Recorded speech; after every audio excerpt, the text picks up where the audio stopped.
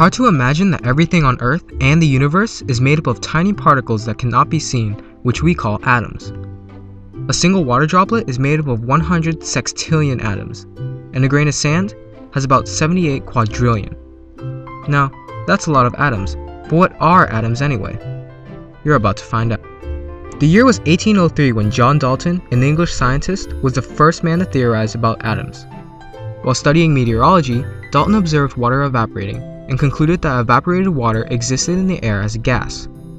Dalton reasoned that if water and air were made up of discrete particles, then evaporation must be a mixture of water and air particles. After a series of experiments on mixtures of gases, Dalton made a list of hypotheses proposed in a report called the atomic theory, in which are 5 hypotheses.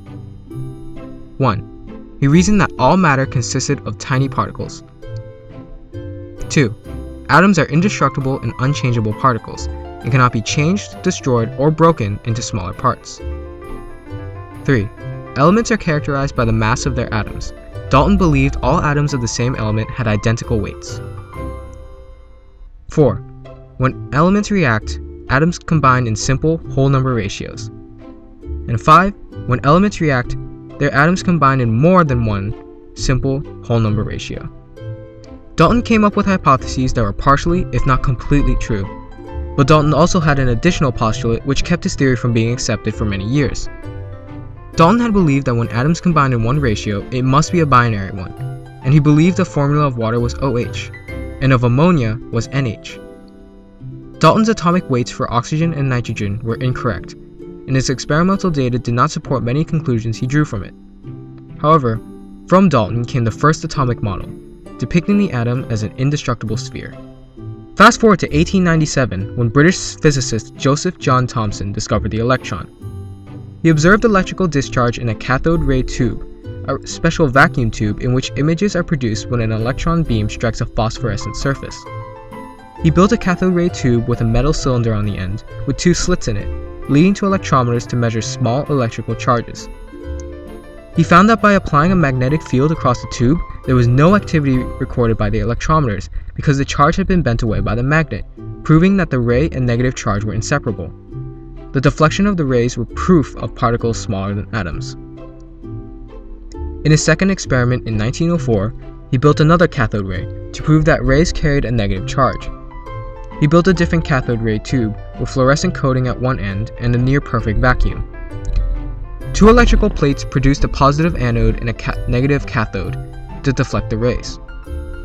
When the rays were deflected by the charge, it proved that the rays were made up of charged particles carrying a negative charge. Thus, Thomson created the plum pudding model, which suggested atoms consisted of electrons floating in a positively charged cloud, like raisins in pudding, hence plum pudding.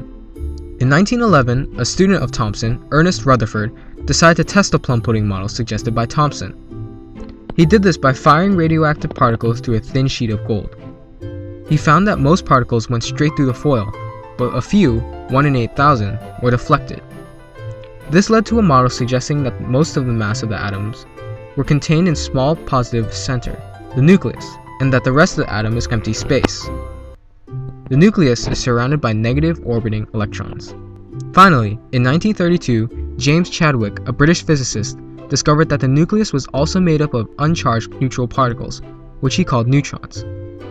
To prove the neutron theory, he studied beryllium radiation with an ionization counter in a cloud chamber. He smashed alpha particles in beryllium and allowed the radiation to hit another target, paraffin wax. The experiment revealed a collision where beryllium atoms would release massive neutral particles. He reasoned that the neutrons were an important factor in holding the nucleus of the atoms together. From Chadwick, a more recent and familiar atomic model was created, a nucleus made up of protons and neutrons, orbited by electrons. The atomic theory has gone a long way. In the beginning, atoms were thought to be tiny, unseeable, indestructible spheres, and were thought to be the smallest particles. Since then, scientists have been probing the depths of the atom, discovering even smaller particles. And research is still being done in order to create a more accurate model of the atom possible, something that, as of yet, cannot be seen. But the atom is what makes up everything in the universe, all matter. Atoms are necessary for understanding how the whole world works, how the universe works. You know what they say. big things come in small packages.